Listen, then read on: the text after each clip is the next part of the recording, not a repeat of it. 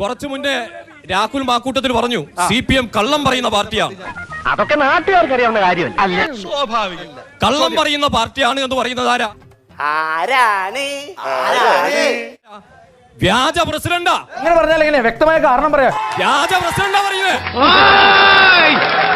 വടകരയിൽ കേന്ദ്രീകരിക്കുന്ന ഈ രാഹുൽ മാക്കൂട്ടത്തിൽ വരുന്ന ദിവസങ്ങളിൽ എത്ര വ്യാജ ID കാർഡ് ഈ വടകര പാർലമെന്റ് വന്നിട്ടുണ്ടാക്കും? എവിടെ ഇതൊരു നടക്കി പോണ ലക്ഷണില്ല. ഞാൻ ഇവന്റെ 2 വാങ്ങിച്ചിട്ടേ പോവുള്ളൂ. ഈ സാക്ഷാൽ എന്റെ അപ്പുറത്ത് നിൽക്കുന്ന VK സനോജ് ഈ വിഷയത്തിൽ പരാതി കൊടുത്തിട്ട് മാസം കുറയായി. കേരളത്തിന്റെ മുഖ്യമന്ത്രി, ആഭ്യന്തരമന്ത്രി അത്ര വല്ല വാഴയാണോ എന്നെ പിടിച്ചടച്ചാൻ പറയത്തത്? നീ എന്തിനാണ് റോട്ടിൽ കൂടെ പോണേ എണീക്കെ പിടിക്കണത്?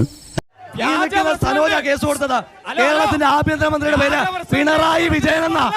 ഈശ്വര, ഇതൊക്കെ എന്റെ തലയിലാവൂലോ? അതെങ്ങനെ നിന്റെ തലയിലാവണം? നീ കയറിയേക്കോ?